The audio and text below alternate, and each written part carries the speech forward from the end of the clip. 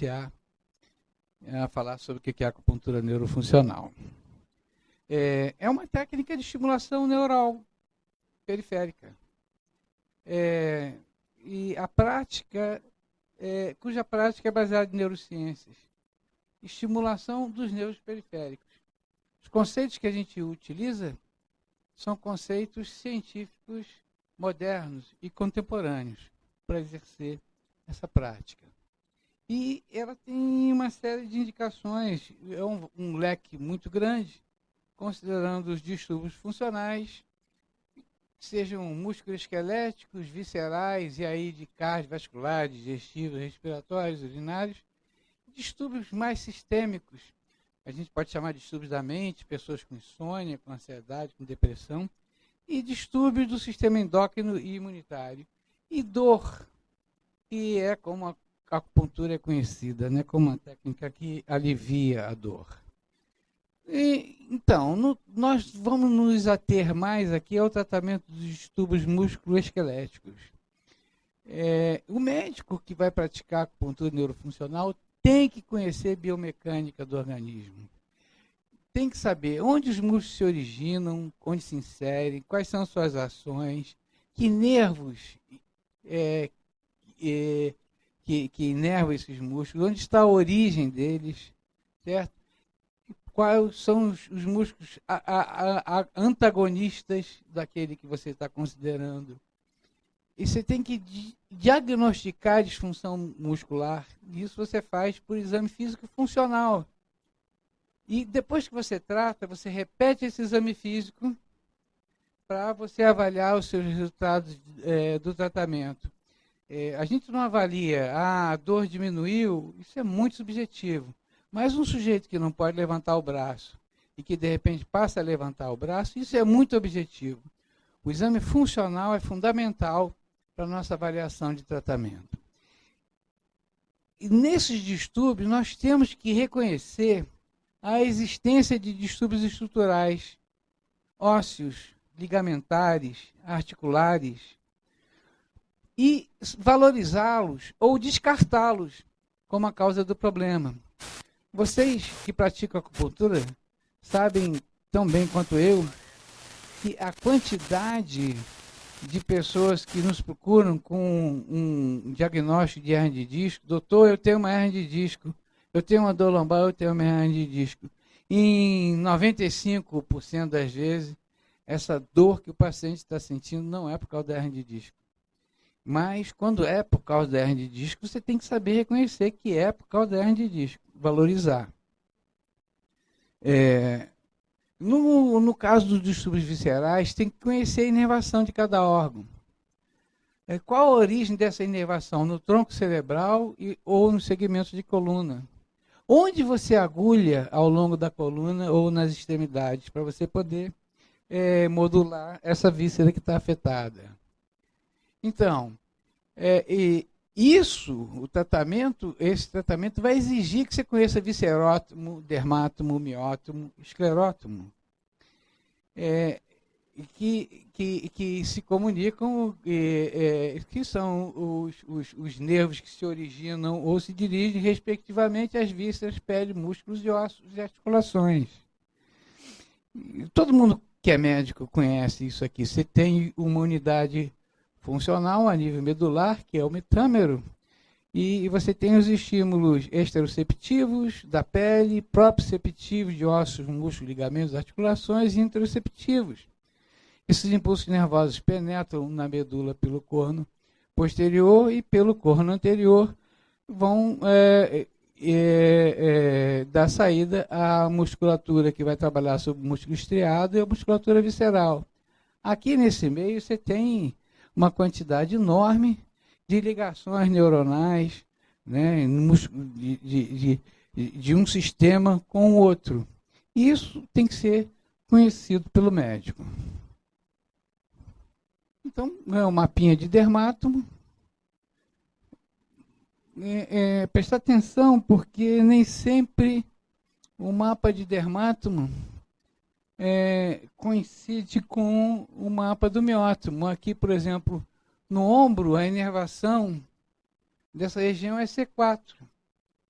E o miótomo é o nervo proveniente da sexta vértebra cervical. E já o esclerótomo é da quinta e da sexta vértebra cervical. Então, eles às vezes se superpõem, mas muitas vezes eles se distanciam. E isso tem que ser conhecido. Existem mapas. Você pode consultar toda hora que isso for necessário. Em relação à inervação visceral, considerando o sistema simpático e parasimpático, não preciso entrar em detalhes mais aqui, porque o pessoal todo é médico, mas saber que existe a saída do simpático da segunda vértebra torácica até L2, que vai inervar todos os órgãos internos. E a inervação parasimpática desses mesmos órgãos vai ficar por conta do nervo vago e somente a parte pélvica, das vísceras pélvicas, é que você vai ter o plexo parasimpático saindo do nervo sacro. Conhecer também as dores radiadas, né? Das vísceras para o soma. Todo mundo conhece a dor do coração, a dor do rim, a dor do pulmão, do diafragma. É só uma ilustração. E aí eu vou começar, antes de entrar em conceitos mais teóricos, eu vou apresentar o caso de um paciente que a gente tratou lá no ambulatório. Vocês olham para ela, ela tinha queixa de cefaleia e dor na cintura escapular direita. É evidente, já ao primeiro olhar, que esse ombro aqui está muito elevado. Essa curvatura aqui é completamente diferente dessa. E vocês notem que a escápula está reta, como a outra. Isso fala a favor de que essa elevação se dá às custas de trapézio e levantador da escápula, porque se fosse só levantador da escápula, isso daqui elevava, a escápula ficava aqui para baixo. Então, só isso daí já nos dá uma dica do que a gente tem que tratar nessa paciente. Ela tem também uma escoliose. Aí, quando a gente bota ela de lado, a gente percebe que a mão dela está projetada para frente do quadril, porque ela tem que se projetar nessa direção aqui. É lóbulo da orelha, acrômio, trocânter, joelho e maléolo lateral. E a mão está projetada para frente. Quem projeta o braço para frente é o redondo menor. E quem torce o braço e faz com que a gente enxergue a palma da mão dessa paciente é o redondo maior. Vocês podem fazer em vocês, que vocês vão ver que é o redondo menor ou maior que contrai. Então, essa paciente tem uma contratura de redondo maior, uma contratura de redondo menor, tem uma retificação de coluna, que é aquela elevação da região escapular. Você pega um paciente como esse, você tem que mandar fazer movimento. Vira a cabeça, roda para um lado, roda para o outro, estende, flexiona, para ver se essa paciente tem dor. Essa não tinha dor nenhuma. E você faz a mesma coisa com o ombro. Abdução, adução pela frente, adução por trás, rotação externa, rotação interna, extensão, flexão. Essa paciente também não tinha dor. Ela tinha uma dor difusa na região, mas ela não tinha nenhum distúrbio de movimento. Tá? Mas ela tinha uma dor constante e uma cefaleia constante. Se você manda um paciente fazer isso aqui, o teste de Apley, né? E ele faz facilmente, você fica meio despreocupado em relação a maiores gravidades da parte osteomusculoesquelética. E essa paciente fazia o teste. Aí você bota essa paciente deitadinha e percebe que o ombro direito dela está muito mais elevado em relação à maca do que o ombro esquerdo. Certo? O que a gente já tinha visto com a paciente em pé. Então, nós fazemos alguns testes. Esse é o teste do encaixe subhospital, porque ela tem dor de cabeça. Será que essa dor de cabeça se deve a alguma coisa na junção, articulação atrantocipital? O teste dela foi negativo. Você completa o teste fazendo a extensão completa. E aí você vai utilizar as outras vértebras, examinar as outras vértebras. Depois você faz esse tipo de movimento, que é pegar a cabeça do paciente e virar de lado, assim, como esse desenho aqui, vai deixar mais claro. E aí você observa, esse paciente sentiu dor desse lado. Quando você faz isso, essas vértebras aqui estiram os músculos que estão aqui desse lado, estão estirados. Então isso pode ser muscular. Mas se ele sentir dor aqui, as vértebras se juntaram. Então você pode ter um problema decorrente de uma lesão por artrose, por bico de papagaio, comprimindo o nervo. A mesma coisa aqui. Ele sentiu dor aqui embaixo, é muscular. Sentiu aqui, esclerotômica. São exames simples que são completados, né?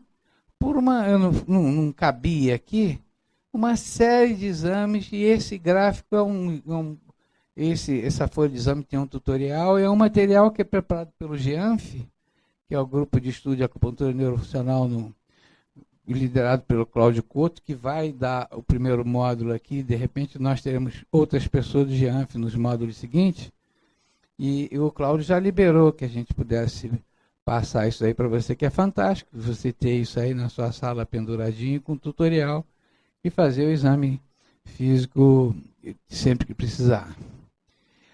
Quem faz acupuntura, seja neurofuncional ou de medicina chinesa, tem que gostar de palpar. Apertar, palpar, sentir textura, não tem jeito. E essa manobra aqui é muito importante. Você determina se o paciente tem uma hipersensibilidade simpática. Por quê? Você tem a nível de cada metâmero o sistema nervoso autônomo, né, o sistema motor, né, e o sistema visceral. E esse sistema nervoso autônomo inerva a pele, né? E aí, os pacientes que têm uma hipersensibilização simpática, às vezes que chega a esse nível, que a pele fica parecendo uma casca de laranja, né? Essa pele fica grudada, você não consegue nem levantar. E esse é um fator de perpetuação de dor crônica. Se você não diagnosticar e não tratar essa hipersensibilidade simpática, você deixa passar uma oportunidade de obter uma cura mais rápida com esse paciente. E vocês veem que essa raiz nervosa aqui, que é o ramo de Lusca, é muito acessível ao agulhamento o ator de agil, dos pontos do canal da bexiga, etc., né? Porque você chega até eles, assim, mas você tem que diagnosticar o nível em que está ocorrendo aquela hipersensibilidade ou a hiperatividade simpática regional. E isso daí é feito no organismo como um todo. Esses são os vários locais desenvolvidos por o Dr. Fischer, em que você tenta identificar qual é o segmento corporal que está com hiperatividade simpática. Essa paciente, ela tem uma dor, né, na cintura escapular por elevação da escápula e tem uma cefaleia. Isso daí é uma coisa muito frequente. Nossa vida é inflexão. Isso se chama síndrome cruzada anterior, em que você tem os músculos facilitados ou contraídos, como o esternocleidomastodeu e peitoral, e o trapézio superior levantador da escápula. Já os antagonistas deles vão estar inibidos. Quando você for tratar esse paciente, você tem que tratar esse grupo de antagonista e os agonistas todos, para obter bom resultado terapêutico. Então está aqui, quem que eleva a escápula? O trapézio superior, o romboide e o elevador da escápula. E quem deprime? O trapézio inferior, o serrátil anterior, inferior e o peitoral menor lá na frente. Aqui é que eu preciso de fazer isso para vocês verem, né? O verde está contraindo. Então está ali o trapézio superior contraindo, elevando o levantador da escápula, E o trapézio inferior deprimindo a escápula aqui aparece muito bem o serrátil anterior e inferior, e aqui o peitoral fazendo a depressão também, certo? Esse é o nosso instrumento. Agulha, algodão, né? Um aparelho de estimulação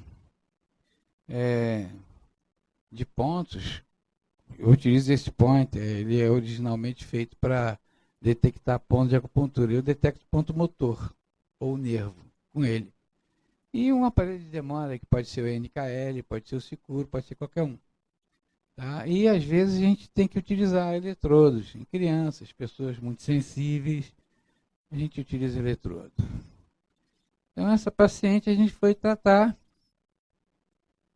e vamos pegar alguns músculos. Aqui nós estamos pegando um antagonista do movimento de elevação. Esse músculo é o trapézio inferior.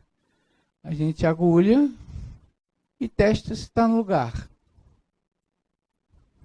com um aparelhinho. E vocês vão ver que a escápula baixou. Pegou o trapézio inferior.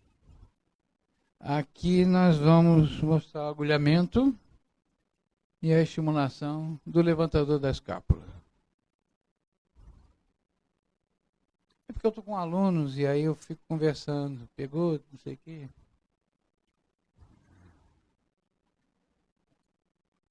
É o levantador da escápula, vocês vão ver. Ah, a escápula levantou. Estou trabalhando só com ponto motor.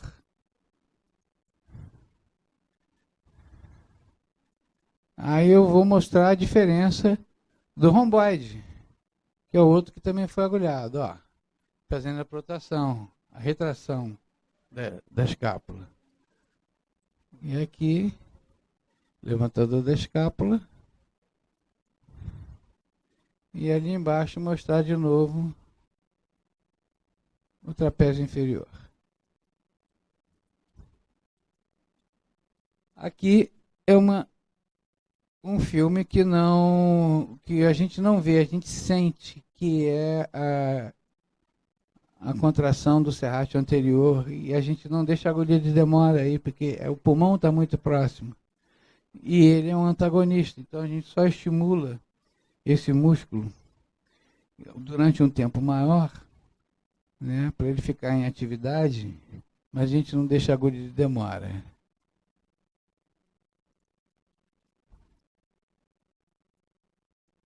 Aqui é o trapézio superior, estou mostrando a vocês pontos motores.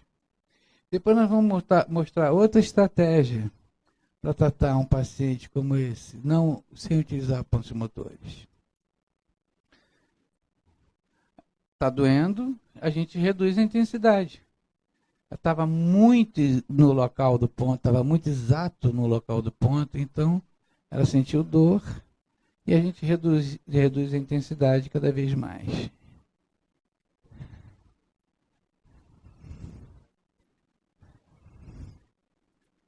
A gente não pode provocar dor no nosso paciente. É maldade demais. Ele está indefeso. Vocês viram que ela tem uma contratura importante de peitoral menor. E aqui também é um ponto que a gente geralmente não deixa de demora, a não ser que esteja muito bem ancorado, porque embaixo da costela tem o pulmão e a gente bota a agulha, encosta ela na costela, ancora. Essa agulha é de 5, é uma agulha de 7. E aí, como essa agulha também não vai ficar de demora, nós estimulamos mais tempo e aproveitamos para fazer, depois de fazer a contração do peitoral menor, a gente alongar o músculo. Já está fazendo tratamento nesse paciente. Alonga o músculo.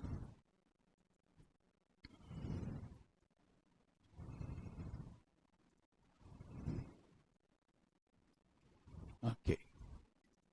Aqui Nós fazemos o agulhamento do semi-espinhal, a dor dela tinha características de dor do semi-espinhal, e o agulhamento do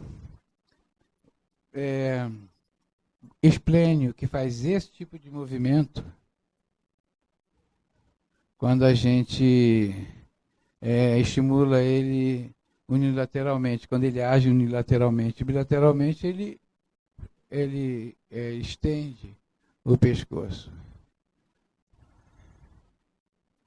Você quase não consegue notar o movimento do semi-espinhal, você só sente a vibração, ele vai ficar de demora, mas o do esplênio você vê o movimento. A cabeça dela está levantando um pouquinho para frente ali, rodando lá.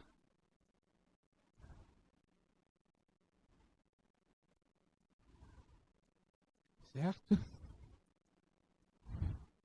Depois você faz uma estimulação de demora. Vocês veem que aqui é o serrátil, não tem agulha, eu não estou botando agulha nos antagonistas. Nem aqui, nem no trapézio inferior. Aqui eu fiz um agulhamento para espinhal. E nos outros músculos eu estou agulhando essa paciente.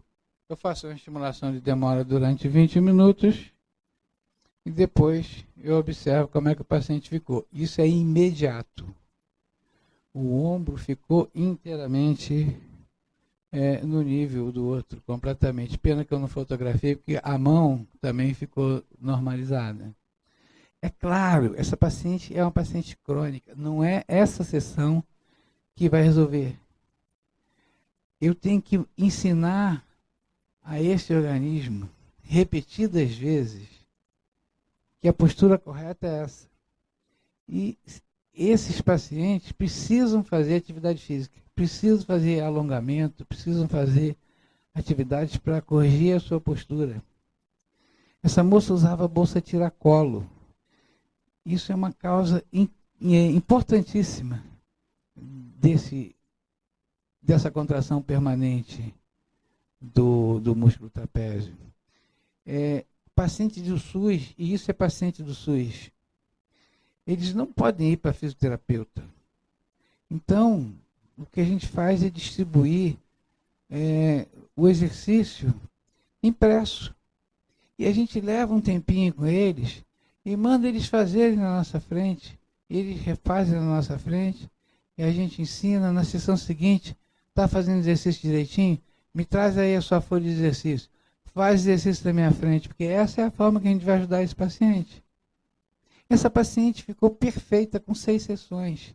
É dor de 10 anos de evolução. 6 sessões. Mais de 80 sessões de fisioterapia. Em vários ciclos. E a gente tem que ter carinho e capricho para fazer esse tipo de trabalho. Então, tendo mostrado esse exemplo, nós vamos passar rapidamente assim pela descrição dos efeitos da acupuntura. Esse material aqui, a boa parte dele, ele é aproveitado de um curso que o Dr. Norton Carneiro deu em 2002 aqui na Associação Médica Fluminense em Niterói. Foi o cara que introduziu o conceito de acupuntura neurofuncional, ele chamava de acupuntura médica contemporânea. Depois dele veio, ele faleceu, novo ainda, 2 anos que ele faleceu, mas esse material, muita coisa é tirado do trabalho dele, a começar por esse slide, né, que os efeitos da acupuntura, as referências estão todas aqui, e vão estar no DVD no último slide, para quem depois quiser acessar pela internet. Os efeitos são explicados por mecanismos e princípios fisiológicos e dependem da integridade do sistema nervoso. Sem sistema nervoso íntegro, a acupuntura não funciona. E o sistema nervoso está presente no nosso organismo, desde o nível molecular até o nível de metro, como é o sistema nervoso central, né, do cérebro até a ponta da medula, por exemplo. Tá? Esse desenho é um desenho feito por um anatomista que viveu entre 1514 e 1564. É a rede neural. Perfeito. Secou e mostrou a rede neural. Conhecimento, portanto, já bastante antigo. E tem que saber o conceito de neuromodulação. O que é neuromodulação? Os neurônios estão sempre se modificando frente a estímulos internos e externos que a gente está recebendo todos os dias, né? No nosso dia a dia. Então, vão ocorrer mudanças o tempo inteiro na qualidade do neurônio, mudanças nos mediadores liberados nas sinapses, mudanças quantitativas, aumento de frequência, diminui a frequência de disparo, e mudanças da forma neuronal também ocorrem o tempo inteiro para a gente enfrentar aquele estímulos interno e externo. E essas mudanças podem ser muito rápidas, passageiras, quando a gente leva um susto, ou quando somos ameaçados. Por exemplo, você vira uma esquina e tem um cara com uma arma.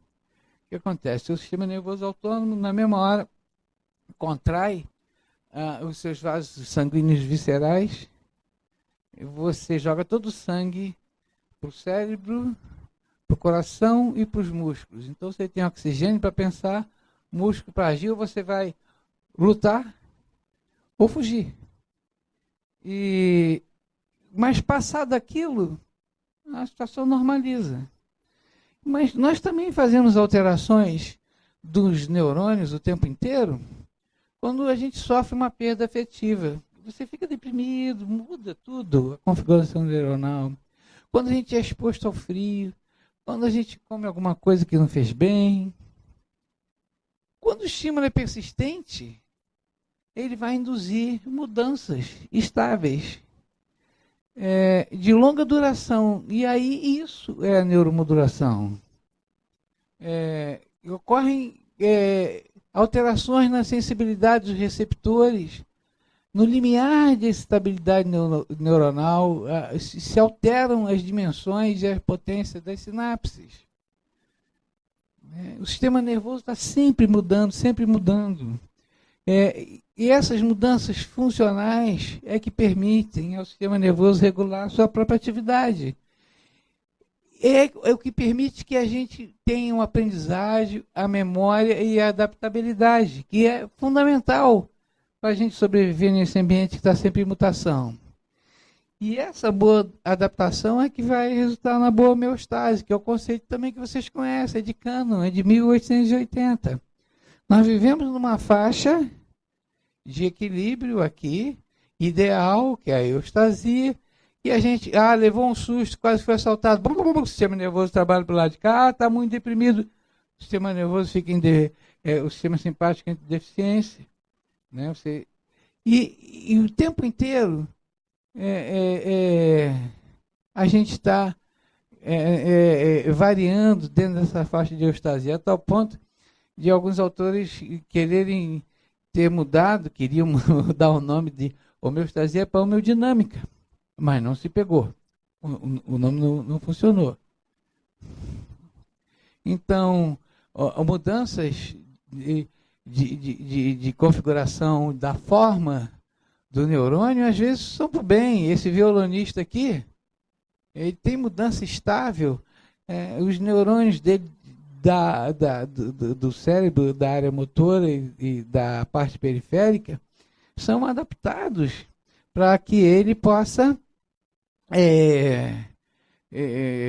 por causa da atividade contínua dele.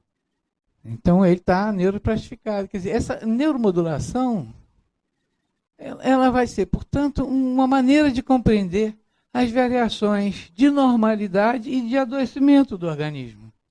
Uma desregulação ou descontrole de qualquer função vai ter em contrapartida alterações de funções neurais relacionadas a esse distúrbio.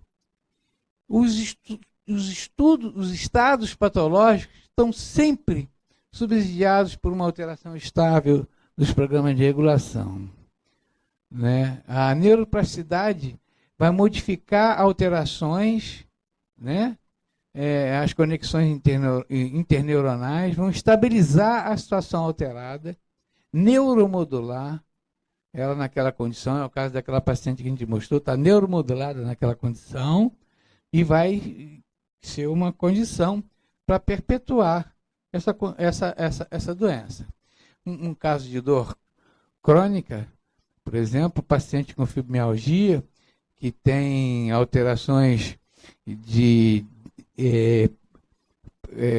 plásticas a nível medulares, em que o sistema nociceptivo está em contato com o tato e que você não pode encostar, porque você encosta a mão num paciente com fibromialgia, ele sente dor, e esse paciente também tem um outro distúrbio, que é um defeito no sistema inibitório descendente da dor. Então, nós temos uma condição de neuroplasticidade que o Roberto Lente, professor ali do Fundão, chama de neuroplasticidade maléfica. De forma que está bem estabelecido que alterações clínicas são acompanhadas de alterações na fisiologia da rede neural, mas não é rede neural periférica, é a rede neural completa, é o sistema nervoso como um todo. Esses problemas mais crônicos vão afetar o sistema motor, somestésico, olfatório, gustativo, modulador, associativo, psíquico. O paciente com dor crônica tem sempre alterações psíquicas, depressão, ansiedade, alterações do sistema nervoso vegetativo, bexiga irritável, colo irritável. Vocês conhecem isso tão bem quanto eu.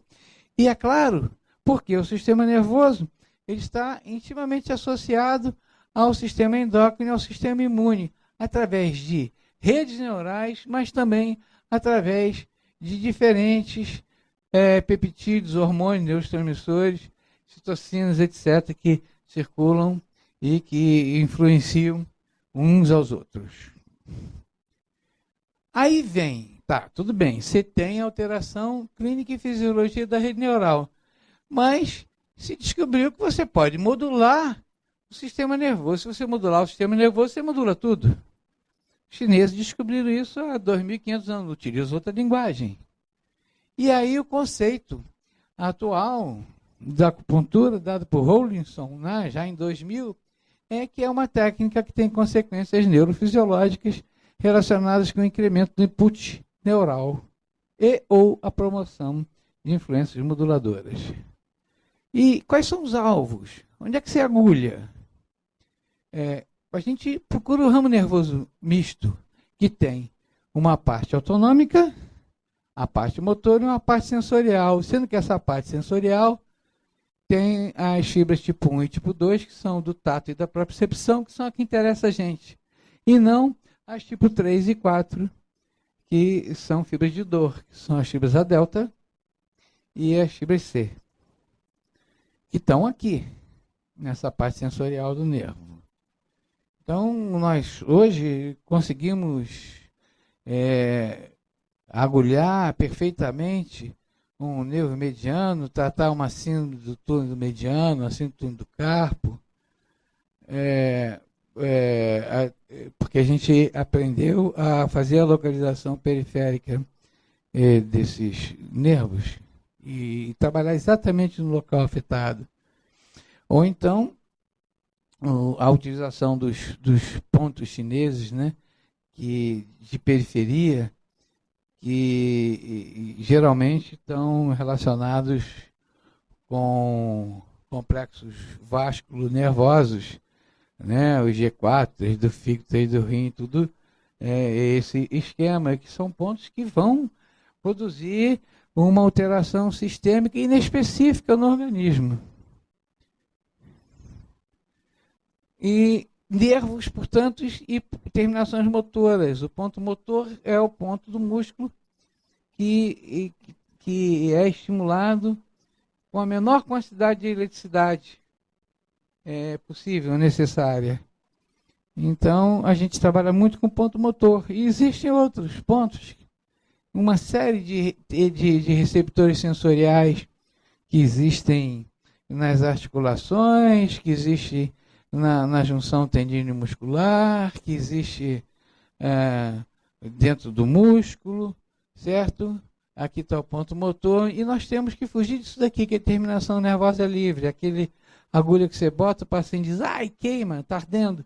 Foge disso.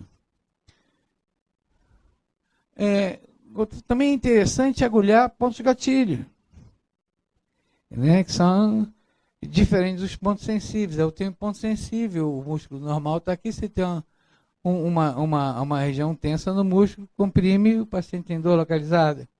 E no caso do ponto gatilho, você comprime e ele vai ter uma dor à distância. Descrito por Travell e Simmons, né? Então, olha só que importância que tem, por exemplo, um ponto gatilho de glúteo mínimo na sua face anterior, que dá uma síndrome dolorosa com essa irradiação, e na parte posterior, com essa irradiação, o paciente vem, pode achar que ele tem uma ciatalgia, e você tem que aprender a diferenciar por exame funcional, né, se isso é uma ciatalgia. Você estica o nervo, você comprime o nervo, você testa glúteo mínimo. Dói quando ele levanta para andar, não dói, dói sentado, enfim. São manobras que ajudam você a diferenciar uma dor ciática de uma dor de glúteo mínimo, e você trata exatamente no local. Também eu gosto muito de utilizar essa parte da concha da orelha que é inervada pelo vago. Os chineses já descrevem, né, a atuação em diferentes órgãos digestivos, mas dizendo que, isolando cada uma das partes, o fato é que o vago inerva toda a concha e o trigêmeo inerva a fossa triangular. E são nervos paraescranianos, nervos parasimpáticos, e você modula o parasimpático, você controla o simpático, você diminui o sistema do estresse através da estimulação desses pontos. E que efeitos locais são esses quando você agulha? Efeitos de vasodilatação, regeneração tecidual. Todos vocês que fazem acupuntura já experimentaram agulhar em volta de uma úlcera de estase de pessoa idosa e ver a cicatrização ocorrer com uma velocidade impressionante. Você também tem efeitos segmentares no que se chama portões de controle na medula, as inibições a nível medular por reflexos, o controle motor, o controle autonômico a nível de medula, e isso daqui que é muito importante. Os pacientes com dor crônica, eles fazem uma hipersensibilização central. Eles têm na medula o que se chama um fenômeno de potencialização de longa duração, que envolve, entre outras coisas, fenômenos neuroplásticos, conexões neurais entre fibras nociceptivas e proprioceptivas, ou fibras do tato. E com a acupuntura já está comprovado que você consegue reverter essa situação para uma depressão de longa duração. É claro que isso depende de um aprendizado, de uma repetição de tratamentos. E os efeitos supraespinhais são aqueles efeitos no sistema nervoso autônomo e no eixo hipotálamo e hipófise adrenal, que vai dar aquela sensação de relaxamento que todas as pessoas que fazem acupuntura aproveitam. Aproveitam ou não, experimentam, né? Porque você vai estimular funções homeostáticas, o sujeito vai dormir melhor, vai se sentir melhor afetivamente, vai mexer na parte endócrina imunológica, com pontos periféricos. E a atuação no sistema inibitório descendente da dor, que é outro tipo de efeito supraespinhal que tem que ser considerado. Então, esse trabalho aqui é um trabalho já de 2000, já se mostrou isso e tem repetições. Se aqui está estimulando o IG4 com a mão, e você vê que você tem um aumento da captação de sinal na ressonância magnética funcional na área somestésica, não só do lado afetado, mas também do outro lado. E vocês veem que o agulhamento no mesmo local provocou também esse aumento de captação, e só desse lado. E nessa área aqui, que é a área do sistema límbico, do giro hipocampo, parahipocampo fusiforme, ínsula, temporal medial, Na parte em estimulação tátil não aconteceu nada, mas você teve uma redução de sinais nessa área, que faz parte do sistema límbico. Então, o que, que acontece? Quando você coloca a agulhinha no G4, faz uma manipulaçãozinha fácil, você desliga o sistema do estresse, apaga o sistema que envolve a amígdala e esses vários. E aí isso explica o relaxamento que o paciente tem com a acupuntura, não sei que ele tenha medo de agulha, não sei que outras questões estejam envolvidas. Né? E isso você pode obter. Isso aí eu utilizei na minha tese de doutorado, que era controle de estresse. Qualquer combinação de ponto periférico com ou sem eletroestimulação vai funcionar para isso, para deixar o paciente mais calmo. Aqui eu estou trabalhando com 36 de estômago, com 6CS, aqui com um ponto na testa aqui, que seria o 14VB, pontos aqui na cabeça, e na orelha, aqui na concha, do outro lado no trigêmeo. Enfim, esse paciente fica relaxado e feliz da vida depois da sessão. Dorme melhor, come melhor. E essa parte do sistema inibitório descendente da dor, que a gente não vai poder entrar em detalhe aqui, mas que vai envolver o sistema serotoninérgico e adenérgico. Isso tem no livro da Fish White. Voltando àquele primeiro slide que a gente apresentou, nós temos os distúrbios musculoesqueléticos, né, como alvo de nosso tratamento, viscerais, distúrbios da mente, ansiedade, depressão, distúrbios endócrinos imunitários e a questão da dor. E o que diferencia a acupuntura neurofuncional da acupuntura tradicional chinesa é que a escolha de pontos vai se basear em critérios anatomofuncionais, por sua vez, originário de um exame funcional, um diagnóstico funcional, e levando-se em conta os objetivos terapêuticos e os efeitos locais, sistêmicos e segmentares da técnica. Então eu vou dar alguns exemplos de estimulação de pontos motores e nervos. Esse aqui é um dos que a gente sempre usa atualmente. Isso aqui é o nervo acessório, é um par craniano, ele é acessório do vago. Então, ele é um par craniano, ele emerge aqui, ele vem por dentro e sai da coluna aqui no nível de C5, C4, C3, C2. E está aqui o nervinho, ele se forma aqui e aí ele acompanha o vago pelo organismo como um todo. E tem uma parte externa dele que vem aqui para fora e que nerva o músculo externo cleidomastoideu e que sai daquele externo cleidomastoideu e inerva o trapézio. Tá? Então, quando você está modulando, estimulando esse nervo, você está trabalhando com um nervo periférico que tem ligação íntima com o sistema nervoso autônomo parasimpático. Isso é importantíssimo.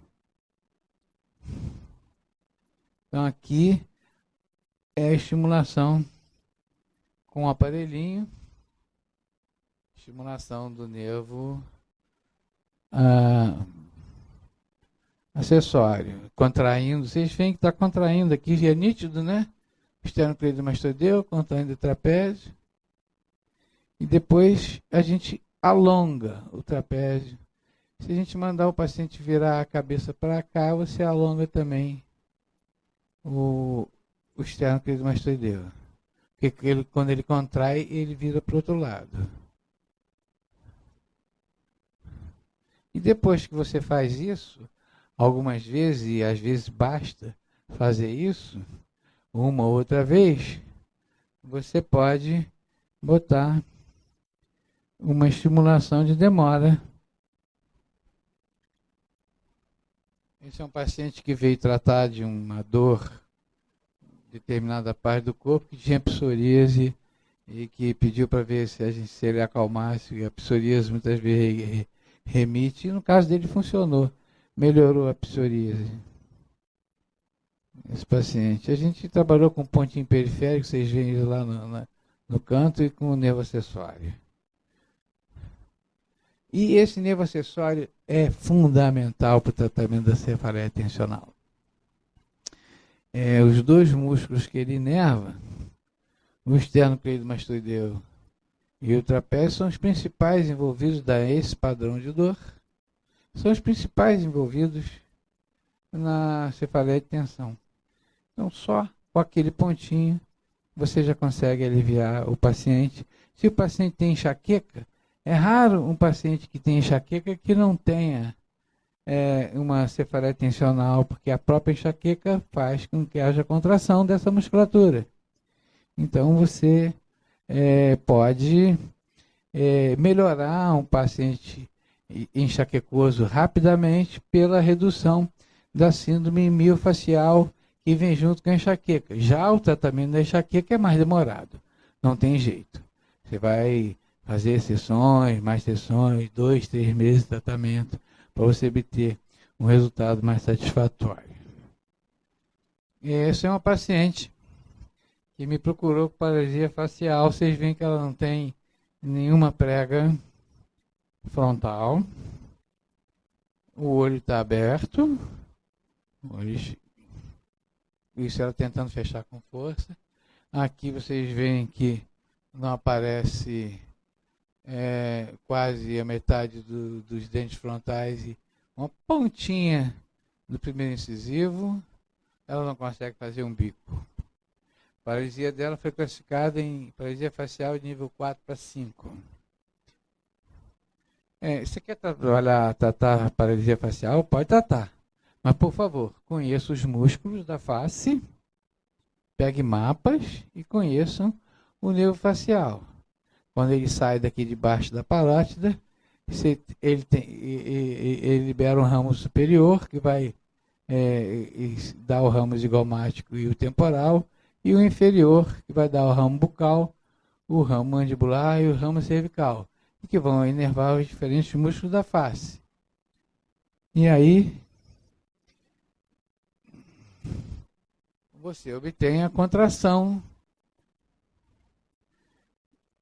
por modular o músculo. Eu estou ligando de cada vez um grupamento, um par. Agora vai começar aqui. Isso é interessante, esse tipo de estímulo. Se o nervo está muito afetado, ou se a paralisia está muito grave, aí você não consegue trabalhar no nervo. Então você tem que trabalhar no músculo, porque o estímulo, o músculo contrai sem nervo pelo seu próprio mecanismo de contração. Então, se você consegue contrair um músculo da face, você, de um nervo que está afetado pela paralisia, você consegue ajudar a recuperar esse nervo, porque a contração muscular estimula o fator de crescimento neural. E você apressa a cura desse paciente, que geralmente fica bom, em 70% dos casos, 30% fica com sequela. Fica bom. Agora, com a acupuntura, fica bom muito mais rápido. Olha aqui, essa foi a primeira sessão que ela fez. No dia 20, ela começou a tratar. No dia 17, e fez tratamento até o dia 10. Foram 5 semanas. Com 3 semanas de duração, olha o que aconteceu. Aqui no dia 27 já começa a aparecer a prega temporal. Olha aqui a contratura desse músculo.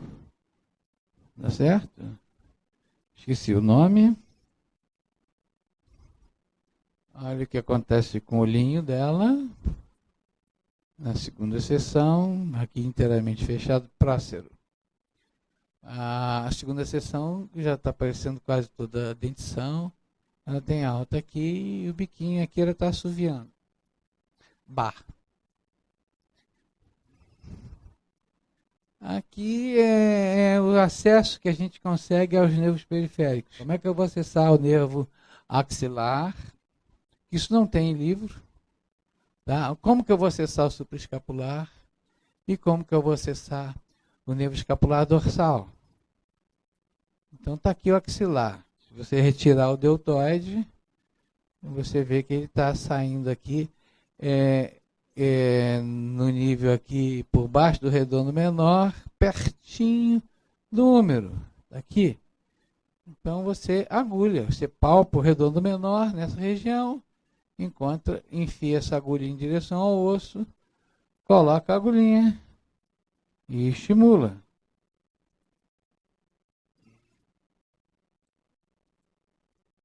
E esse nervo inerva toda a musculatura dos 3 deltoides e o redondo menor. E isso aí, no caso, está ligado com o nervo acessório aqui. Então, eu estou contraindo os 3 deltoides com uma só agulha e mais o redondo menor. Aqui é o nervo escapular dorsal, que está vindo por aqui, ó, e está inervando o levantador da escápula, elezinho aqui, ó. O levantador da escápula inervando o romboide. Vocês viram o agulhamento do romboide? É próximo de pulmão, o romboide é profundo. Então, se você pega o nervo escapular dorsal, você já contrai o levantador da escápula, já contrai o romboide. E com uma agulha só, você economiza a agulha. Então, é fácil de localizar ele. Aqui está o esternocleido mastoideu da paciente, aqui está o trapézio, aqui está o nervo acessório colocado, aqui você palpa o escaleno, você vem com uma agulhinha por trás do escaleno e coloca o estímulo e testa, porque tem que testar sempre para saber se está no lugar. Ou quando você vai buscar o supraescapular, que vai inervar o músculo supraespinhoso e o infraespinhoso. Aí você bota uma agulhinha aqui, ó, e você vai atingir o nervo aqui e você vai ter a contratura dos 2 músculos ao mesmo tempo. Essa paciente aqui me procura com uma dor aguda. A melhor coisa que tem tratar uma dor aguda. Ela não conseguia fazer nem a abdução, porque doía, e nem a extensão do ombro. Ela tenta fazer, ó, eu consigo até aqui, força, ai, daí para frente não dá mais. Então, a gente pega e coloca uma agulha no nervo supraescapular e no músculo supraespinhoso. O supraespinhoso faz esse movimento, junto com o deltoide. Coloca uma agulha no nervo axilar e uma agulha no deltoide anterior, que é o mais envolvido, porque ela não consegue fazer isso. Certo? Trabalha 20 minutos. Eu tenho filmado isso. Aí ela está com medo. Vai doer? Será que vai doer? Ah, não doeu. Sim, nessa moça eu fiz um teste nela de elevação e movimentação passiva do ombro e não doeu. Eu falei assim, isso é puramente muscular. A mobilização passiva, ela não sente dor. Então não deve ter nada. Né? Se o músculo não está trabalhando, você faz um movimento, ela não tem dor, perfeito. Aqui é um paciente que sofreu um acidente de carro, já tinha 4 meses de fisioterapia, 60 sessões de fisioterapia, e ele tinha tirado o edema, etc. Estava tudo muito melhor, mas ele não conseguia abduzir, pronar e nem supinar o braço. E estava muito edemaciado ainda. Essa já é a 4ª ou 5ª sessão. E aí a gente trabalha agonista, pronando e supinando. E a supinação desse dia não foi muito boa, não. Pronando e supinando. Com 6 sessões eu dei alta para ele fazer só o acompanhamento com o fisioterapeuta para continuar o trabalho, mas o fisioterapeuta deu alta para ele em seguida. Já não tinha mais por que ficar, porque o paciente já estava inteiramente recuperado. Esse é um paciente que vem descendo uma rampa de garagem e que sentiu também uma dor aguda abrupta no joelho. Nessa região aqui da face medial e por cima aqui. Né? Então essas dores aqui estão muito relacionadas ao quadríceps e essas duas aqui relacionadas aos músculos, à musculatura adutora do joelho. Então nós fazemos o agulhamento e fazemos a contração aqui do vasto medial, e aqui a gente começa a estimular o nervo obturador e estimula todos os adutores, certo? E desliga, era para demonstrar. Aqui a gente liga o nervo femoral com o reto femoral, estimula o reto femoral, e a gente liga tudo ao mesmo tempo, ele parece que vai decolar.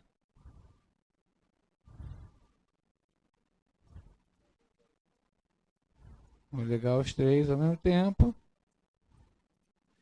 E o resultado desse tipo de estimulação é que o paciente mexeu o joelho e falou assim, ué, cadê a minha dor? Parou de doer, não dá mais nada, senhor já. Ficou bom. Na hora, dor aguda. Não tinha modulado ainda, certo? Isso é uma dor lombar. O paciente que sente dor sentado, que sente dor quando se levanta. Então tem acometimento do jarrete. E aí nós pegamos aqui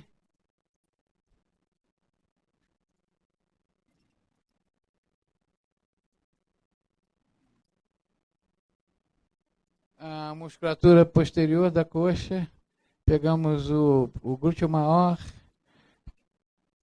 que dói quando o paciente está sentado, pegamos o piriforme, o glúteo mínimo, pegamos o intensor da face lata. É uma cadeia muscular só, né?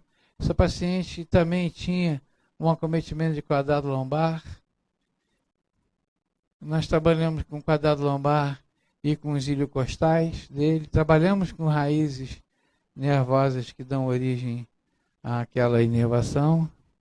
E esse paciente tem uma dor crônica também, com não sei quantas sessões de fisioterapia, paciente de SUS, e a gente conseguiu um ótimo resultado com ela, com 4, 5 ou 6 sessões. A gente deu alta para ela, inteiramente assintomática, depois de anos de dor. Isso daqui é uma outra coisa que a gente tem visto em atleta. Eu tenho tido pouca experiência porque eu não me encaminho. Mas é a tal da pubalgia, que envolve basicamente o músculo reto abdominal e o adutor longo da coxa, por tração. E a gente tem que tratar isso antes que aconteça esse tipo de problema, que aqui é a necrose da sínfise. Então, você identifica direitinho aqui o reto, você tirou o músculo transverso aqui, você vai agulhar essa musculatura. Então, estamos aqui agulhando aqui o oblíquo e o transverso, oblíquo interno, externo, transverso, o reto, nesse ponto, combinei agulhamento do oblíquo com o reto nesse ponto. Aqui a inervação do reto ela é segmentar. Aqui eu coloco a agulha no reto abdominal e aqui eu trabalho com o adutor longo. E isso é a bibliografia que a gente utilizou. Eu vou encerrar com essa belíssima não é Paraty. Isso é Tiradentes. Tiradentes. Na primavera, é uma cidade colonial. Você buscava água aqui, ó, numa fonte que tinha aqui. Andava de burro, o lampião a luz era de lampião, né? Hoje em dia tem água encanada, esgoto, né? Internet, tem telefone, pega antena de celular, tem tudo. Repaginou. É uma cidade colonial que tem todos os confortos modernos. É assim que a gente tem que encarar a cultura neurofuncional. Dar um upgrade no nosso conhecimento chinês, valorizar aquilo que foi a origem disso tudo, mas pensar seriamente em dar esse upgrade para o melhor resultado dos nossos pacientes, para a nossa satisfação pessoal. Muito obrigado pela atenção.